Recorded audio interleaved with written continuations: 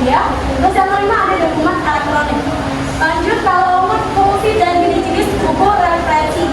Nah, kalau fungsi dari buku referensi itu yang merupakan sumber informasi yang tadi sama. Kalau untuk buku itu buku referensi itu merupakan buku yang termuat informasi faktual.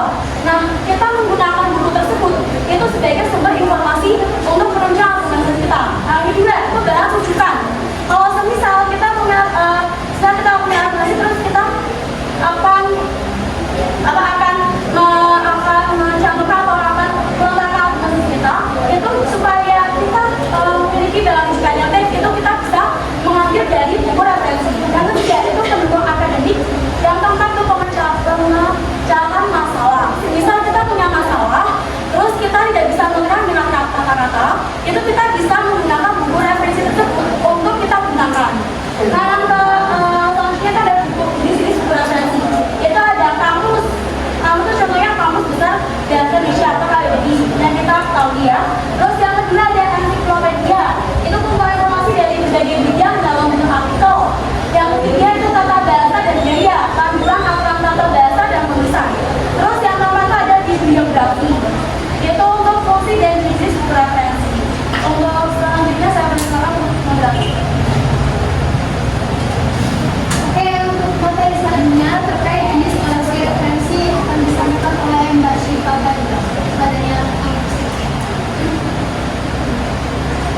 Yang kedua ada jenis koleksi referensi.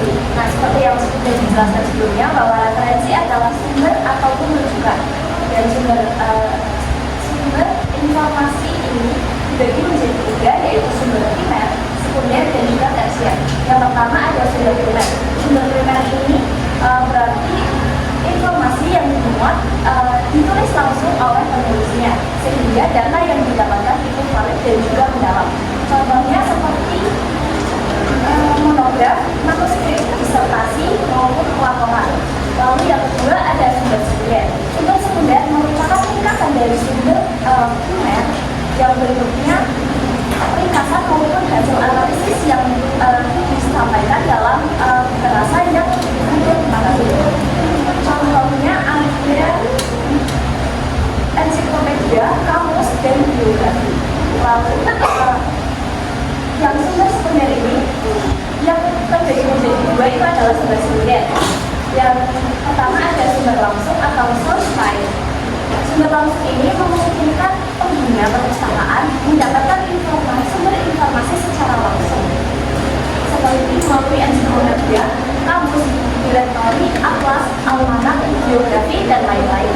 Misalnya kita mencari informasi mengenai seorang tokoh, misalnya saja di Soekarno, melalui biografi kita akan langsung menemukan informasi mengenai di Soekarno. Lalu yang kedua ada sumber tak langsung atau dilanjutkan. Sesuai namanya, sumber ini tidak menyediakan informasi secara langsung, akan tetapi melalui sumber tak langsung pengguna perpustakaan itu diarahkan menuju ke sumber informasi yang sebenarnya. Contohnya itu ada bibliografi, indeks, abstrak, dan katalog. Seperti yang sudah dijelaskan pada dua minggu sebelumnya, katalog akan membawa kita sebagai pengguna perpustakaan untuk menemukan informasi ataupun buku yang kita cari. Lalu yang terakhir ada sumber tersier yang merupakan ringkasan dari sumber primer dan juga sekunder dalam bentuk buku. Contohnya ada indeks, abstrak, dan juga bibliografi. Lalu yang selanjutnya ada layanan referensi. Layanan referensi merupakan layanan atau bimbingan untuk memberikan penjelasan mengenai penggunaan koleksi referensi kepada pengguna perpustakaan.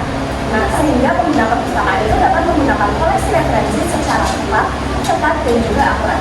Dalam layanan referensi ini, petugas perpustakaan hendaknya memberikan hal-hal yang praktis, misalnya tentang bagaimana cara menggunakan koleksi referensi, dan berbagai macam referensi apa saja yang ada di dalam perpustakaan, lalu cara menghubungkan informasi yang kita butuhkan sebagai pengguna perpustakaan dengan sumber referensi yang kita butuhkan.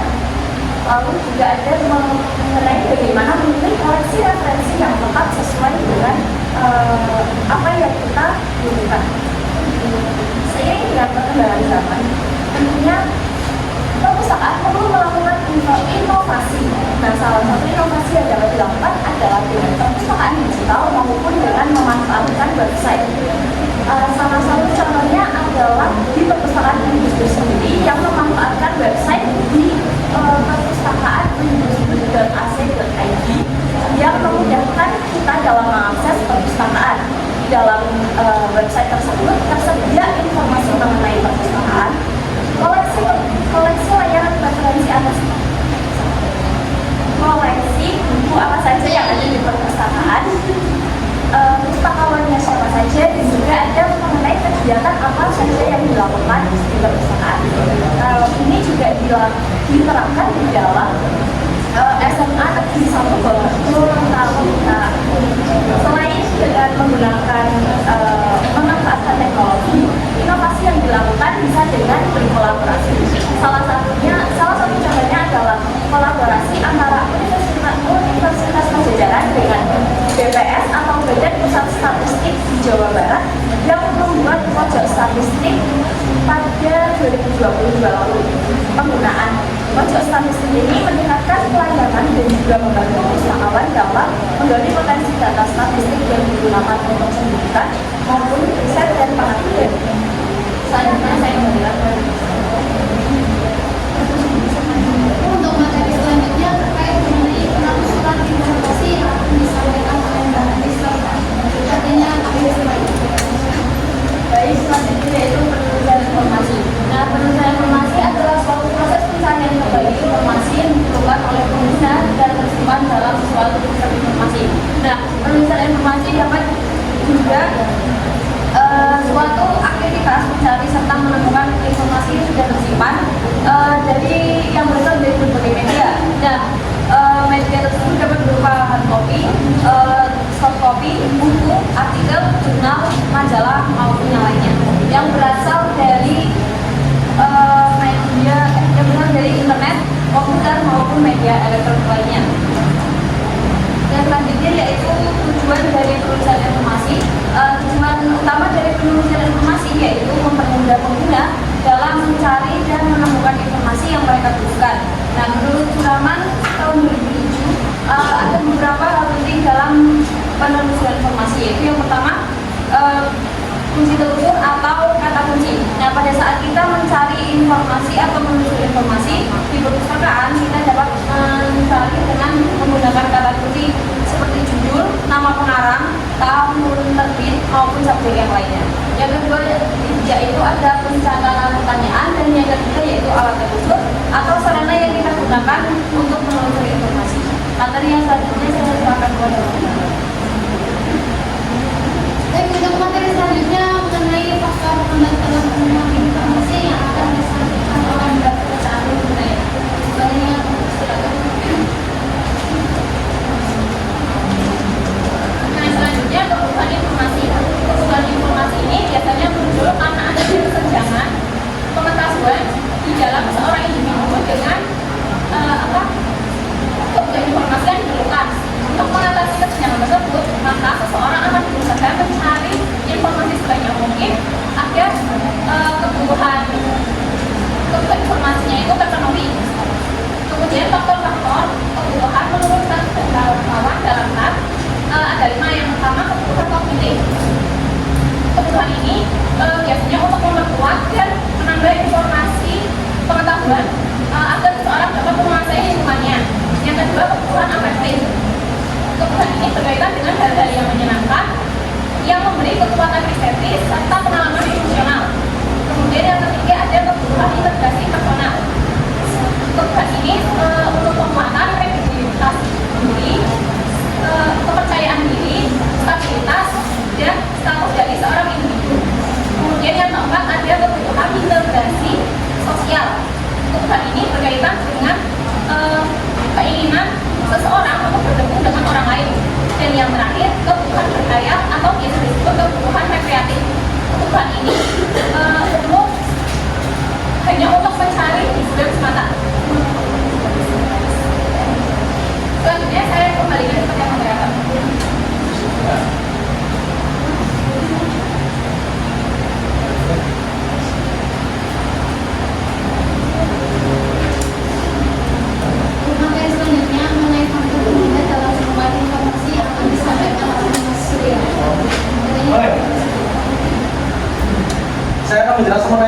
faktor penghambat dalam penemuan informasi. Nah, yang mana faktor penghambat merupakan faktor yang mempengaruhi suatu informasi itu tidak berjalan lancar untuk kita ambil. Yang pertama yaitu ada keterbatasan akses teknologi, yang mana setiap perpustakaan baik di daerah maupun di kota pasti akan ada perbedaan. Contohnya di pedesaan, pasti dalam perpustakaan-perpustakaan yang terlalu kecil atau daerah terpencil itu kurang terjamah oleh teknologi, sehingga para pengunjung atau pengguna perpustakaan bisa susah dalam mendapatkan informasi. Yang kedua yaitu ada koleksi yang tidak terorganisir dengan baik. Nah, koleksi yang terorganisirnya rancu atau kacau dalam pencarian suatu informasi, pasti para pengguna dari perpustakaan tersebut akan mengalami kebingungan dan kesulitan. Yang ketiga yaitu adalah keterbatasan sumber daya manusia. Nah, di sini adalah peran penting dari staf. Seorang staf apabila tidak ahli dalam bidangnya, contoh dalam perpustakaan, pastinya akan juga mempengaruhi faktor cepat atau lambatnya informasi dapat diperoleh oleh pengunjung suatu perpustakaan. Terus yang keempat yaitu ada keterbatasan anggaran. Nah, anggaran itu menjadi salah satu faktor penting karena dalam suatu perpustakaan apabila anggarannya minim, dalam perpustakaan tersebut pastinya tidak akan bisa memperbarui koleksinya. Nah, karena kurangnya koleksi yang diperbarui sehingga informasi yang ada dalamnya itu hanya monoton, tidak berubah sesuai dengan kebutuhan dari para pengguna perpustakaan. Yang kelima yaitu keterbatasan uang. Nah, di sini kita juga jumpai di daerah-daerah terpencil yang mana perpustakaan itu tidak semegah yang ada di kota-kota maupun sekolahan. Nah, karena kekecilan tersebut, jadi tidak bisa menampung informasi-informasi atau referensi berupa buku dan lain-lain, sehingga informasi itu sulit untuk didapatkan oleh para pengguna perpustakaan.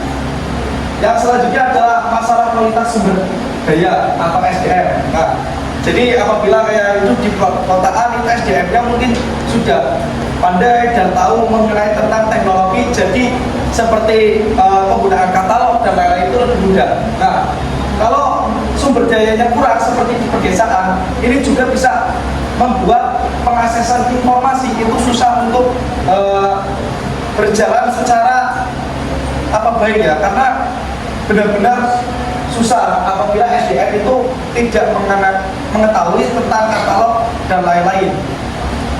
Yang ketujuh yaitu penggunaan yang tidak terlatih. Penggunaan tidak terlatih itu juga menjadi pengaruh buruk bagi pendapatan suatu informasi, yang mana penggunaan yang tidak terlatih karena dari setiap individual bertujuan mencari ilmu atau referensi di perpustakaan, pastinya akan terganggu karena si pengguna itu tidak terlatih dengan kemodernisasian zaman tentang pencarian informasi yang lebih cepat dengan teknologi. Dan yang terakhir adalah keterbatasan akses koleksi khusus. Nah, kita kembali lagi bahwasanya yang kita pandang paling urgent yaitu perpustakaan-perpustakaan yang ada di daerah-daerah terpencil. Nah, keterbatasan akses ini, contoh ada seorang mau mencari referensi yang mana referensi itu sangat dibutuhkan. Namun karena sangat dibutuhkan, hal tersebut membuat suatu materi tersebut susah dicari karena materi itu adalah materi-materi khusus atau referensi-referensi khusus. Jadi keterbatasan koleksi khusus itu juga mempengaruhi adanya faktor penghambat dalam penemuan informasi. Mungkin itu saja yang dapat saya jelaskan. Saya kembalikan kepada moderator. Oke, kita lanjut ke materi mengenai pengumpulan informasi yang disampaikan oleh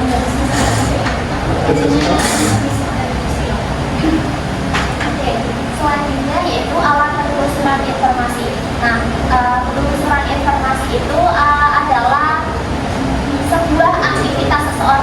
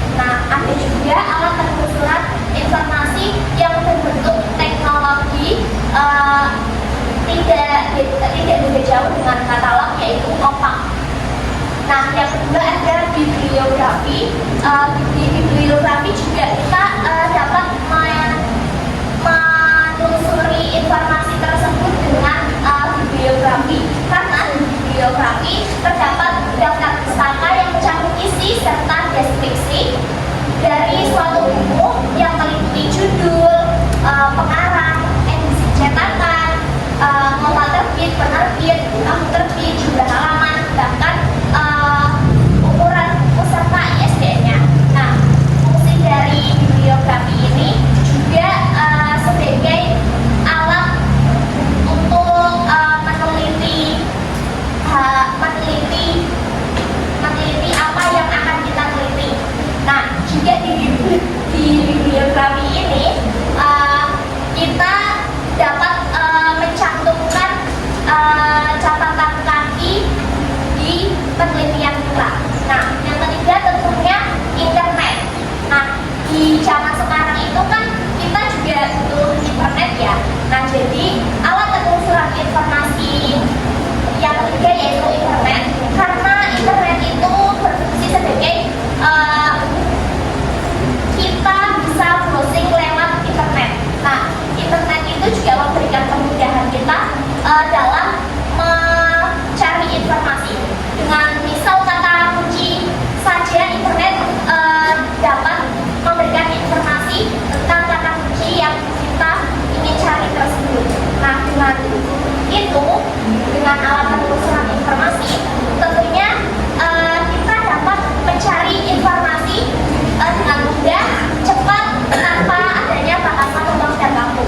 Sebenarnya alat penelusuran informasi ini sudah disampaikan oleh Mbak Syifa tadi di jenis koleksi referensi. Nah, di situ juga ada bibliografi, indeks gitu ya. Itu juga sebagai alat penelusuran informasi. Lalu juga ada tajuk di pertemuan sebelumnya disampaikan oleh dia, itu juga bisa dijadikan alat penelusuran informasi. Untuk selanjutnya saya kembalikan ke Mas Ratna. Terima kasih. Oke, kita masuk ke materi terakhir mengenai strategi pencarian informasi yang akan disampaikan oleh dan juga Selanjutnya yaitu ada strategi pencarian informasi. Strategi pencarian informasi itu sangat penting dilakukan bagi setiap individu, termasuk dalam sistem pelayanan perpustakaan, yang karena dengan strategi atau metode ini, ketika mencari informasi, proses perolehan informasinya akan lebih mudah didapatkan. Beberapa strategi penelusuran informasi yang dapat dilakukan oleh siapa saja itu yang pertama dapat menggunakan operator boolean dalam pencarian dengan mengetikkan kata and, or, dan not di antara kata-kata yang ingin dimasukkan dalam kolom pencarian. Contohnya, jika kalian ingin mencari kata ternak dan sapi, maka cukup ketikkan dengan kata ternak and sapi. Dan kemudian yang kedua, gunakan cross search dalam pencarian dengan mengetikkan tanda petik 2 atau tanda petik 1 di depan dan di belakang kata yang ingin dicari. Contohnya, bisa kalian ingin mencari plant fisiologi, cukup ketikkan tanda petik 1 atau tanda petik 2 di bagian depan dan di belakang kata tersebut. Kemudian yang terakhir ada gunakan truncation atau wildcard, yaitu pemenggalan kata dengan mengetikkan tanda pagar, tanda bintang, dan juga tanda tanya di belakang kata yang ingin kalian cari. Misalnya kalian ingin memasukkan kata intern dengan kata tanda pagar di belakangnya, nanti akan muncul beberapa kata yang berkaitan dengan kata intern seperti internet, internasional, dan internal. Dengan beberapa strategi ini akan memudahkan para pengguna atau para penelusur pencari informasi untuk mencari informasi yang mereka inginkan. Selanjutnya saya kembalikan kepada moderator. Oke, semua materi sudah disampaikan semua kelompok 3. Kita masuk pada sesi diskusi yang mana kami akan membuka 2 pertanyaan. Untuk bagi teman-teman yang ingin bertanya bisa lanjut. Khususnya dari kelompok berapa? 6. Untuk kelompok 6, saya persilakan.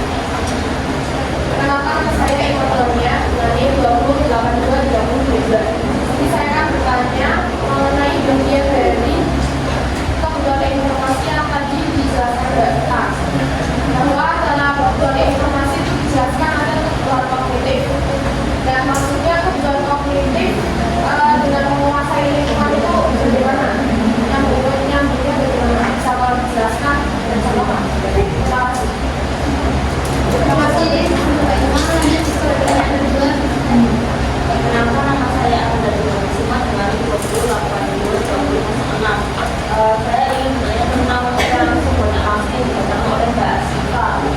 Misal dalam perpustakaan itu kan ada dua tipe buku. Yang satu itu laporan penelitian asli, dan yang kedua itu buku yang membahas hasil penelitian dalam bentuk ringkasan analisis. Dan dalam kedua itu mana yang perlu bisa langsung dalam menjelaskan? Terima kasih. Terima kasih untuk kelompok kita izinkan untuk berdiskusi terlebih dahulu. Sambil berdiskusi saya isi SDG dulu ya. Ya, ini kasih jadi sayang kita Siapa yang keren? Apa masih semangat gak nih?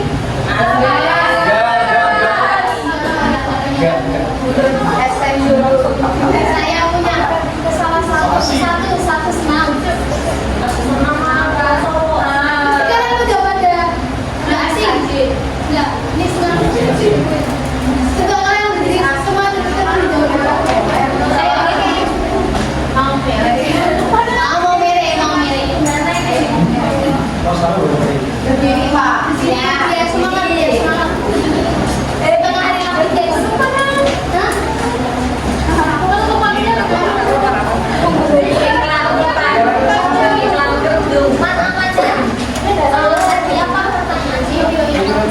Ayo berdiri cuma satu kali Pak.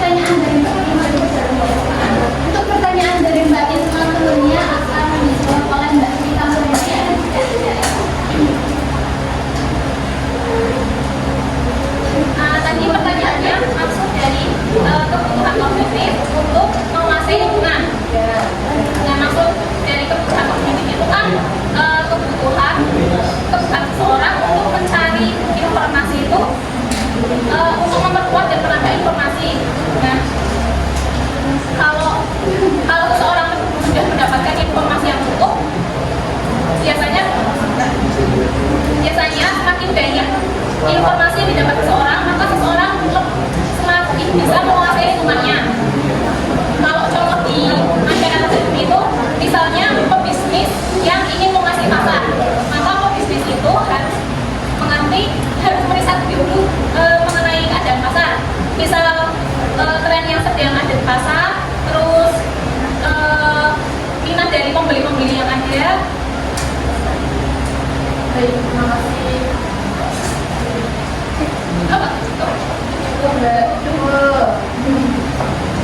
Ini pertanyaan dari Mbak Amanda akan disampaikan oleh Mbak Siva.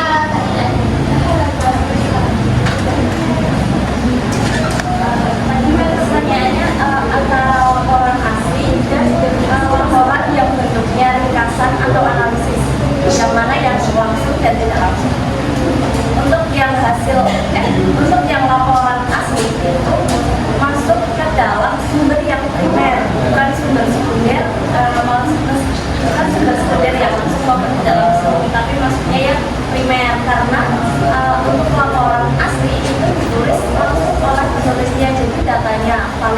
juga lengkap. Lalu untuk yang laporan bentuk ringkasan atau analisis itu masuk ke sumber sekunder, tepatnya yang sumber yang langsung. Untuk sumber yang tidak langsung itu tadi kan contohnya seperti katalog. Nah, katalog itu tidak memuat sumber informasi yang dicari oleh pengguna perpustakaan. Terima kasih.